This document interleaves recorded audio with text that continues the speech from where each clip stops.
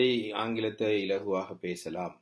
ஆங்கிலத்தை பேசும்போது எங்களுக்கு தேவையான அடிப்படைகள், அதில் உச்சரிப்பு மிக முக்கியமான ஒரு விஷயம்ங்கிற விஷயத்தை அடிப்படையாக கொண்டு கடந்த வீடியோவில் நாங்கள் உச்சரிப்பு முறைகளில் நாங்கள் உயிரெழுத்துக்களோட தொடர்புபட்ட உச்சரிப்புகளை பற்றி காய்ச்சினாங்க.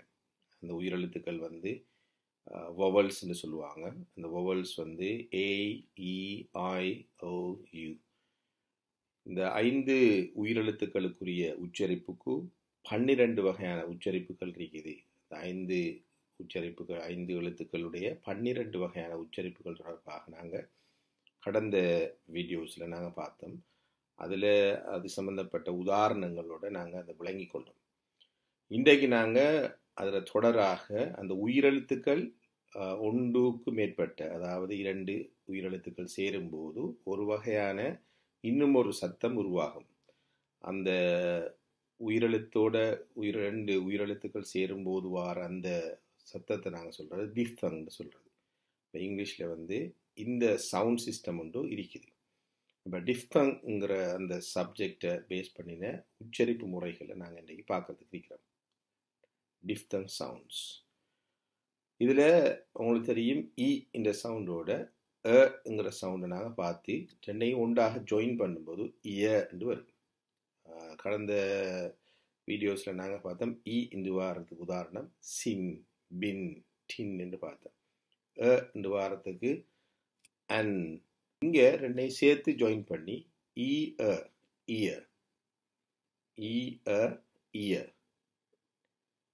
Dear, right? Year, dear. அதுக்குரிய எழுத்து உங்களுக்கு தெரியும். இஏஆர் இயர்ன்னு சொல்லக்கூடாது, நாங்கள் சொல்லணும் இயர். அதே போல் டிஇஏஆர் நாங்கள் சொல்லக்கூட டியர், இயர், டியர். இப்போ இங்கே 2 உயிரெழுத்து நாங்கள் ஜாயின் பண்ணியிருக்கிறோம், ஈயும் ஏவும், இயர். அதே போல் ஊங்கிற சவுண்டையும் ங்கிற சவுண்டையும் நாங்கள் சேர்க்கல ஊவர், டுவர், டூரிஸ்ட், புவர். அப்படி நாங்கள் அந்த எழுத்துக்களை நாங்கள் சவுண்டை ஜாயின் பண்ணி கொள்ளலாம்.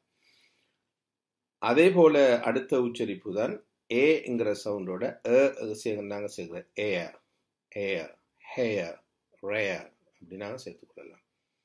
அதே போல் ஓங்கிற சவுண்டோட நாங்கள் சேர்த்துக்கொள்வது ஆய். நான் அப்படி வரும்போது பாய், டாய். நாங்கள் ஒரு நாளும் பாய்ன்னு தனியாக சொல்லக்கூடாது. பாய், டாய், ஜாய், என்ஜாய் அப்படி நாங்கள் சொல்லணும். அதே போல் நாங்கள் அடுத்த ஒரு சேர்க்கை தான் ஏட ஐயை சேர்க்கிறது. ஏய், ஏ ஐ, ஏய்ன்னு சொல்கிறது. டேய், மேய், சேய், வேய் அப்படி நாங்கள் சொல்கிறது. ஒரு நாளும் டேன்னு சொல்லக்கூடாது, நாங்கள் சொல்லணும் டேய். டுடே, வென்ஸ்டே, சண்டே, மண்டே, இப்போ டேன்னு சொல்லணும். நாங்கள் இப்போ டேன்னு சொல்லி நாங்கள் பழகிட்டோம். ஏன்னா அதில் உச்சரிப்பு வந்து ஏய் சவுண்ட். டேய், சேய், ரேய், வேய் அப்படி நாங்கள் சொல்லணும்.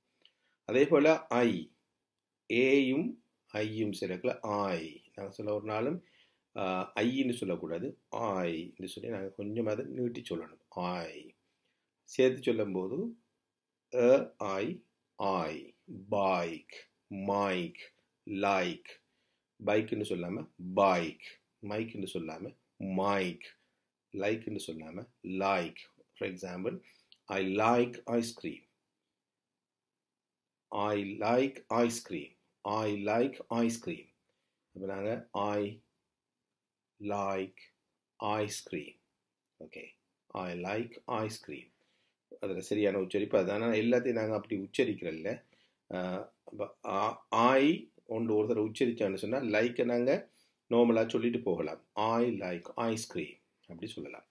அதை நாங்கள் அடுத்த கட்டமாக பார்ப்போம். எப்படி நாங்கள் ஒரு வசனத்தில் உள்ள சொற்களை வசனத்தோடு சேர்த்து வாசிக்கிற முறை ஒன்று இருக்கு ஆங்கிலத்தில். நாங்கள் அதை அடுத்த உச்சரிப்பு முறைகளில் சேர்த்து பார்க்கலாம். அதே போல் நாங்கள் சில அவு, உ, அவு. இன்னொன்று இருக்குது உ, ஏவ்.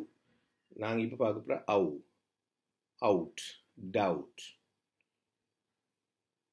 u, o, go, low, slow, grow.